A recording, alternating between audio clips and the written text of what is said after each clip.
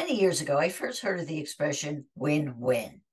It was meant as a way to have successful negotiations in business. But as we've seen, the concept can be used in so many ways, especially when it comes to personal relationships. After all, it seems so obvious. When with another person, act in ways that are good for both of you. You'll both feel better about yourself and about each other. The same could be said about the expression of love, but too often we just don't know how to convey win win attitude effectively when it comes to affairs of the heart. Our words or actions may come across as heavy handed or misguided and end up creating win lose or lose lose situations without our realizing why. That's when my guest today, author Paul Zolman, comes in. Paul wrote a book called The Role of Love. It helps explain how the way you love can transform your life. And he created a companion tool that can help reinforce the way you express your love every single day. Welcome to the Dream Power Experience, Paul. Thank you, Debbie. Such a pleasure to be with you today. Well, Paul, you write so beautifully about love in your book, but this was something that was missing in your life when you were growing up. Why don't you tell us about that? I grew up in a more of an abusive type family, Debbie, and I think that probably need to start back even just a little bit further. My my grandfather had some issues with I don't know, just decision making, or I don't know what exactly it was, but in the late 1800s, early 1900s, he married and had 9 children in Indiana. And while he's in Indiana, his wife, after that ninth child, the wife passes away. He'd be distraught, like anybody would be distraught of losing their spouse, but so distraught that he was making major decisions in that time of being distraught. It's a bad idea for anybody. I'm just letting you know it's not a good idea. Just kind of stay calm during the storm. And but this time he wanted to almost contribute to the storm. He decided he was going to sell the farm, sell all the equipment. When people came to the auction, he said something like, "And would you like this child? And would you like this child? And would you like this child?" And he systematically gave all the children away except for one. Who would do that? He did. He took Benjamin with him to Montana, found a school teacher that had never been married, married her, had 10 more children, of which my father's number six. So 19 children. My father is was born in 1922. And when he's 10 years old, this grandfather of mine, his father, passes away. So 1932, you're in the middle of the Depression, the Great Depression. Now you've got 19 children abandoned, and you've got economic issues. My my grandmother, I remember her as the sweetest person ever. She absolutely loved children, and I'm so grateful that she went into teaching because she was one of those teachers that really loved the children. I just remember feeling her love whenever I went there to visit her. But my father somehow, just these hardships of his life, 10 years old being when he lost his father, he couldn't, had a hard time with school, only went through eighth grade. And it could have been part of the financial stress of the time, could have been a lot of other things, but he never went past eighth grade. So he started learning about mechanics and eventually became a diesel mechanic as well as a truck driver. And when I was growing up, I'm number 10 of 11 children. So my father toned it down from his father. He didn't have 19 children. He only had 11, only 11. And I only had 8. So the generations, Debbie, they're getting a little bit better. And so my children, they only have 3. I don't know what's up with that, but they only have 3. I wish I had more grandchildren. But anyway, the my father being gone during the week as a truck driver, came home on the weekends. One thing I really liked about my father is that he dated my mother every single Friday, every Friday. I don't ever remember him ever missing that. He just had the value of his spouse and took his wife out every single Friday. I wish I had that same habit. I know the habits there. I know it's available. I just need to do it more often and more intentionally. But he did it. He wasn't very creative about the date. It was always the Maverick Bar. and it was always over alcohol. So I can imagine, I know I was never there, but I can imagine my mother disclosing how her week went, my father disclosing how his week went, as couples do. They catch up after they've been away from each other for a while. And I can imagine my mother starting at the oldest. Most of them are boys. I'm the lone thorn between two roses. I have an older sister and a younger sister, but all the rest are boys. So boys will be boys, and they're like puppies. When puppies are wrestling with each other, they're pawing each other and they're hitting each other. And sometimes my brothers would break bones, not mine, but they break bones. And so I can see my father in his imbibed state becoming annoyed and annoyed and annoyed and annoyed. And by my mother's going down, by the time she's to number 10, he's really annoyed. He's ready to blow. And I got that from him. And I feel like I'm not saying I was the only victim, but I got a lot of that wrath because of the annoyances of older brothers. And so it either was the belt or is a severe spanking. That's what happened. I remember one time, Debbie, that I was spanked so severely that I was black and blue for about 3 weeks. It was a time that there weren't a lot of safety nets there. There weren't a lot of agencies out there. It was like Ghostbusters. Who are you going to call? And it was just that type of situation. So I just tried to be the best person I could be. But it came to the point that when I'm 17 years old, that I decided, I'm going to leave this place. I think there's something better out there. And I left home at age 17 to go live with my brother for a little bit. I was just after my junior year of high school. I did not graduate from high school at that time. I did my senior year on the road. So while I'm on the road, I'm just visiting with my brother and living with him for a while. He's got the same issues, but he's being a very good father. But he'll get annoyed. He'll get annoyed. He'll get annoyed. He'll stack all this annoyances, and then he'll flash. And then when I started having children, I realized I had the same problem. And I said to myself, Debbie, I want to not be angry. And it's when you say double negatives like that, double negatives multiplied together in math equal a positive. Doesn't work like that in relationships. It just doesn't. It won't happen. So I thought, I've got to figure out how to get rid of this anger, this residual anger. At age 35, I was still blaming my father for social awkwardness. You can imagine someone blowing up in the public, being angry in public. Well, a couple times that was me until I realized, oh, the people I came with don't want to be around me. They don't want to know. They don't want to be known with me while I'm in that state. Neither did my family. So you kind of isolate yourself in that way. I didn't want to do that either. So I'm searching, trying to figure out how to do this. I believe, Debbie, that this quality that I kind of was generationally passed down was part of the demise of my first marriage. So after 23 and a half years and 8 children that I had, that I became single again. I had primary custody of the children, and when my ex-wife would have the children on the weekend, I decided I was going to have a little fun midlife crisis. In this midlife crisis, I was going to do destination dating, where I'd find somebody online. They're living in a different town. I live in a different town. We'd agree on a town to meet. We'd have a date. And so I went to Daytona Beach, Florida, Jacksonville, Florida, Atlanta, Charlotte, North Carolina, Columbia, South Carolina, Nashville, Kansas City, New York City, Salt Lake City, Phoenix, Las Vegas, and Cabo San Lucas, and a lot more other cities. I was dating all over the place. I did it for about a year and a half, and then finally thought I had to line on someone in Phoenix. Moved to Phoenix. It didn't work out. So I'm sitting there, and my older sister calls, and she says, I've got a neighbor I want to introduce to you. I said, you're 7 hours away. I'm done destination dating. I don't want to do that again. She said, oh, come on. And you got to remember, I'm number 10 of 11 children. Whatever the older siblings decide, that's what you kind of got to do. And so I said, okay, I'll start emailing her. what kind of relationship can you get with email?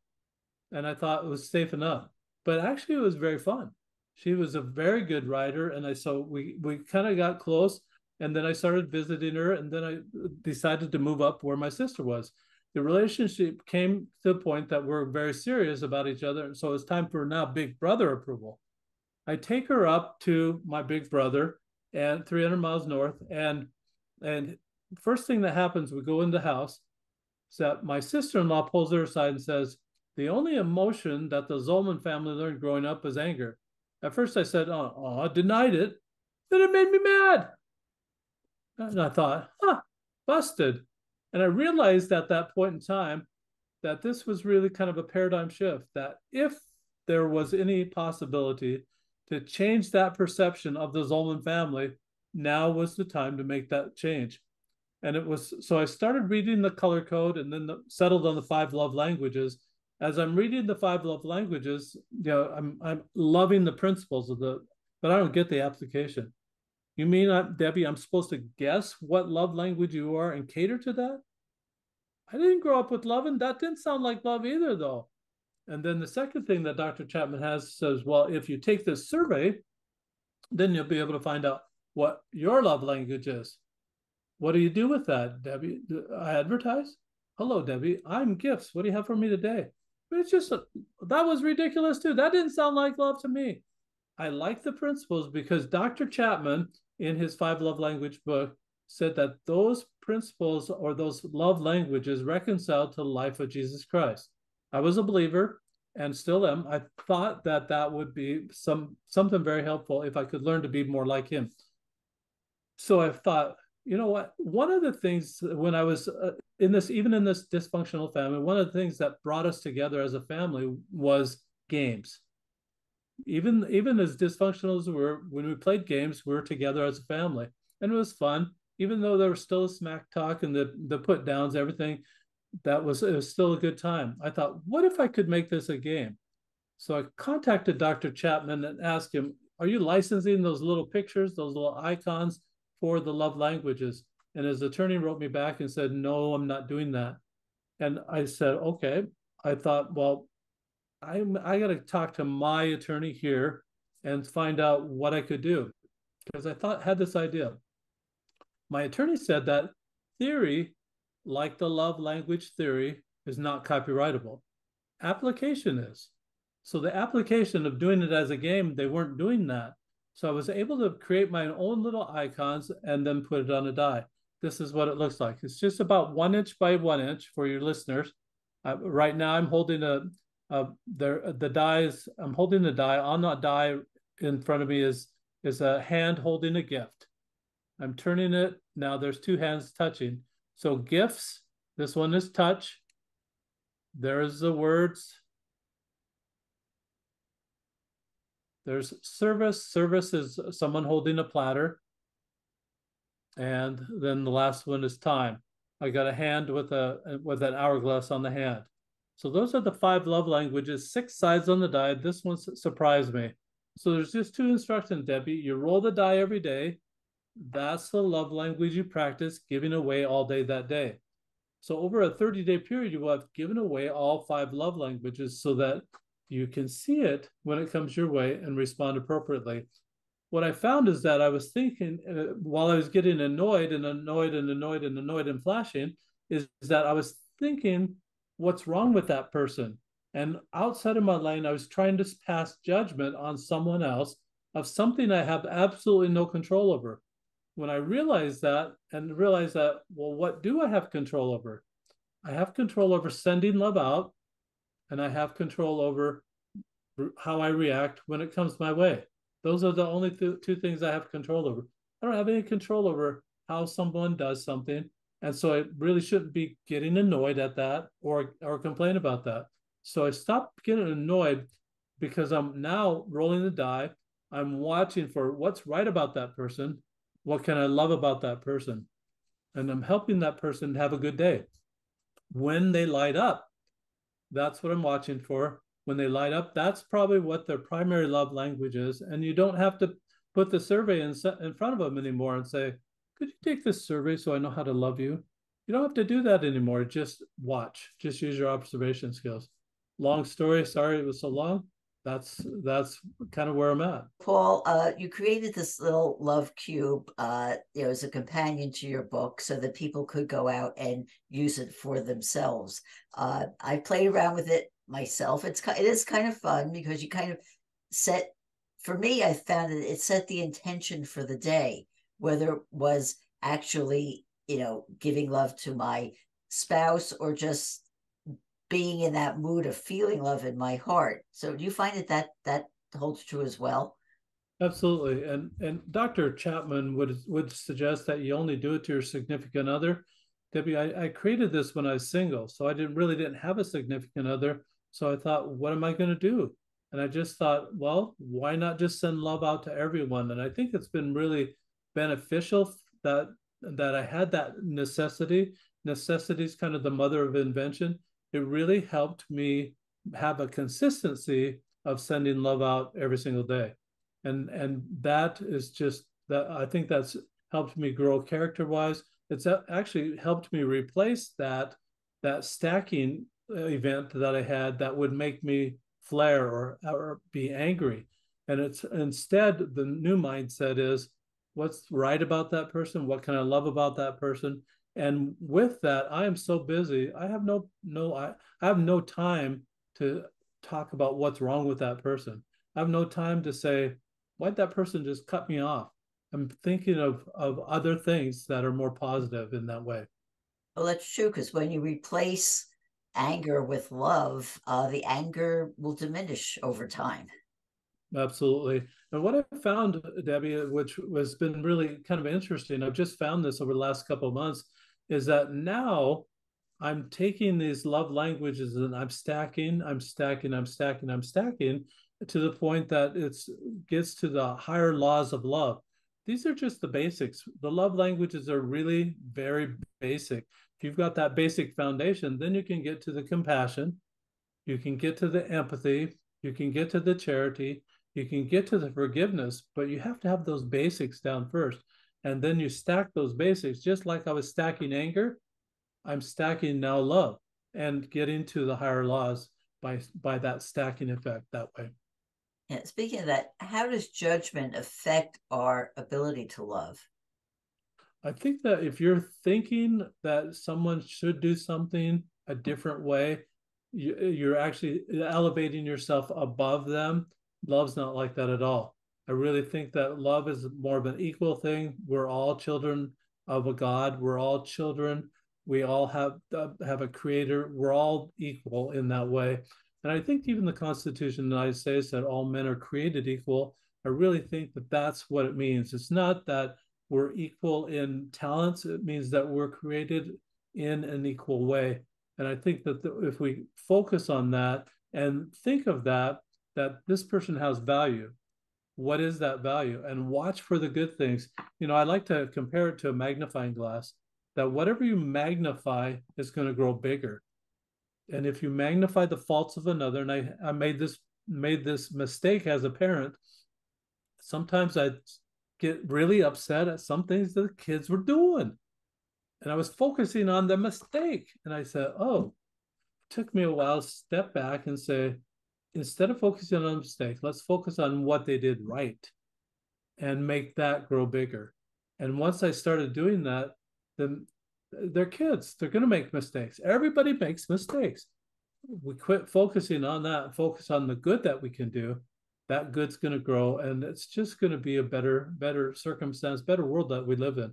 Our homes are going to be better, our communities are going to be better, our states and nations going to be a whole lot better by focusing on the good that people are doing. Yeah, I mean, and it starts with one person. Just one person spreading that, and then somebody looks at them and says, "Hey, you look so happy and you look great. What's your secret?" And then it gets to the next person, the next person, the next person. Absolutely. And if you're sending love out that way too, and you're making people's day, they're going to be so happy. They're going to make the days for people in their circles of influence.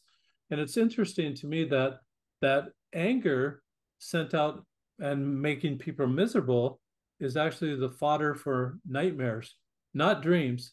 And I think that love is great fodder for really good dreams, that people really have nice dreams when they feel loved. And I think that it's kind of good material. Things that happen during the day that are happy could help you to have a happy dream. Things that are angry are going to help you have a nightmare. Yeah, And when you're talking about dreams, you want better dreams. exactly. So do you have dreams about love? I occasionally do, and I occasionally just um, I don't, I just have dreams of people being kind and peaceful to each other, and rather than any road rage, rather than any violence in the school, just being more kind to each other. And in many ways, I think that dreams also can be interpreted as inspiration. Maybe it's just a little whispering of sorts, and the whispering that I've had is just a little bit, little by little, over the time of the whole development of this die and the book, and then a journal. And one of the whisperings is that, or one of the dreams is that we'll take this to the school level, that in the classroom at the beginning of the day, I'm talking probably K through 6 for now, but to put it in the classroom at the beginning of the day, it takes 2 seconds to roll the die, maybe another 30 seconds for the teacher to say, class, we're watching for this type of behavior, these type of opportunities today. At the end of the day, then I've prepared actually a journal page. This is in a journal book. They can record what they rolled, what opportunities they saw to love in that way, and what they did about those opportunities. In essence, what we're doing is we're training these children to be accountable for their own actions, and they have to report at the end of the day. The test school that I have it in, I'm collaborating with a local franchisee of Yogurtland. And if they'll do that journal for 15 days of the month, he's going to give them 5 ounces of yogurt for free. If they do it for 25 days, which is kind of right in the middle of between 21 to 28 days, is what they say that it takes for a habit to form. If we can get these kids in the habit of loving and watching for opportunities to love and then reporting about that, they're going to have that habit of just being responsible to send out love all day long, every day. And if we can get to that point, this Yogurtland franchisee will give them 10 ounces of yogurt for free.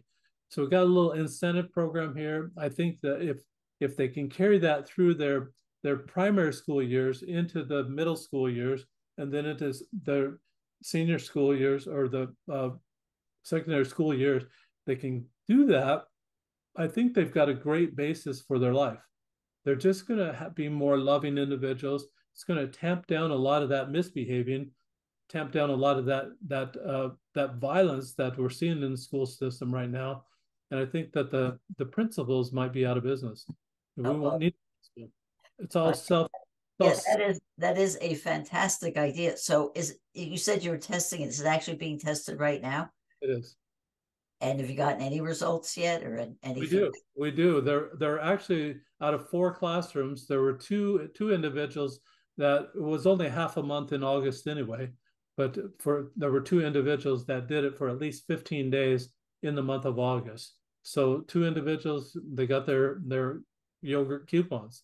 And so when the other class sees that sort of thing, obviously they're going to be motivated. I think, Debbie, there's yet another thing that could motivate them, that the teachers themselves and the parents can help, but the teachers themselves should quickly read uh, those journal pages that the kids are writing, and when the kids hand it in, they'll get a check. The teacher will do a check mark whether they did it or not a grade because it's really subjective, but a check mark whether they did it or not. If they did it, then what they and they have a good story on there, I think the teacher should read that story maybe the next day or within a couple of days of what Johnny did. This is what Johnny saw and the experience that Johnny saw, and highlight that child so that that child can feel good, and then the other children will see what good examples of love looks like. And I think the more that we focus on what good examples of love looks like, the more ingrained it'll be in these children's mind that that's really the kind of person we want to be. And that's all we have control over. I Who know. am I? Who am What I? You're right. What a world it would be if, we taught love in schools the way we teach math or English or science or any of those other subjects. And it's really innocuous because you're talking about 30 seconds at the beginning of the day, and the last 10 to 15 minutes of the day is non-productive. I've talked with teachers around the world, Debbie. Every every single one says that the kids are anxious. It's the end of the day. They know the bell's going to ring. They know that they can't really get in trouble because who wants to stay after school? The teacher? Even if they get in trouble, is the teacher going to stay after? It's not going to happen. So they're really kind of rambunctious at that time. Take that non-productive time and create a more productive time where they're keeping a journal. What would happen if that first grader at the end of the year, that parents kept all those pages, bound it? Now the first grader has a journal for first grade, a love journal.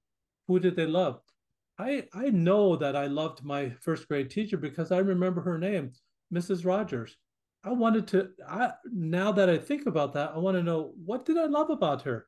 And if I had a little love journal that I'd written during that time, I'd know what it was that I cared about her so much. My sixth grade teacher, same thing, Mrs. Robbins. I know her name. I just remember her name. I remember being just caring for her, and she must have cared a lot about me as well. I wanted to know those feelings, and I think that with this, we're going to create a journal for those kids that they'll have a love journal of what it was like during first through sixth grade. And what a gift that is. And especially, it's exercising, it's building up their love muscle, if, from a lack of better way to express it. And then also something to look back on, because there are always going to be times when, like you have a bad relationship or things are down. You could always look at that and be reminded, yes, I am lovable, I am loving, and I deserve love. And what a gift that is to have that in the core of your being. Absolutely. And just think of your own children that you grow up and you'll have children and then they'll have children. Just something passed down like that would be a love legacy journal. I wish I had something like that from my mother. Instead, I've got a journal about the weather. The weather 60 years ago. Who cares about the weather 60 years ago? If I wanted to know about that, I could read the almanac. And who reads the almanac? Ridiculous. I mean, I would love a love journal. Oh, that would be fantastic. You also believe in looking for opportunities to love. So, what do you mean by this? And can you give me a brief example of what happened to you when you were looking for opportunities for love? So when I say that, I just mean in the course of your day, you're going to meet with people or you're going to be in circumstances that those could be opportunities for love. So you're just on the lookout. You're just watching for opportunities to express love in whatever way that you rolled on the die that day. So you're just trying to focus in. You're trying to really get to know what is this love language? How can I express it that day?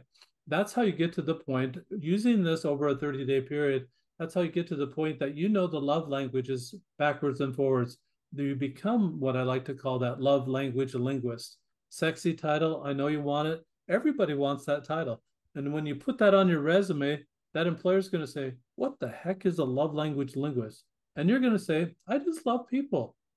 They want their customers loved and they want a loving environment within the workplace. Your resume most likely would rise to the top. Fantastic. Well, Paul, how can people find out more about you and your work? They can find it on my website. I do actually have a special going on. They can get the book, the journal, and the die in a bundle package for $29.99 on special right now. That's a whole lot less than even one therapy session. So this is what will kind of sustain you if you are in therapy. They'll sustain you through therapy sessions, that you'll have something to do every single day to be a better person. That's at Roll of Love, ROLE of love.com.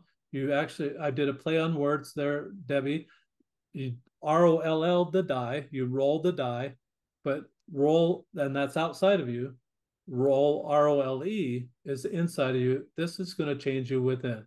It's going to make you a better person, and hopefully make it more loving for those that are around you as well. We've been speaking about expressing love with author Paul Zolman. Hope you've enjoyed today's program. If so, please hit that subscribe button so you don't miss out on any future episodes. Until next time, this is Debbie Spector Weissman saying, sweet dreams, everybody.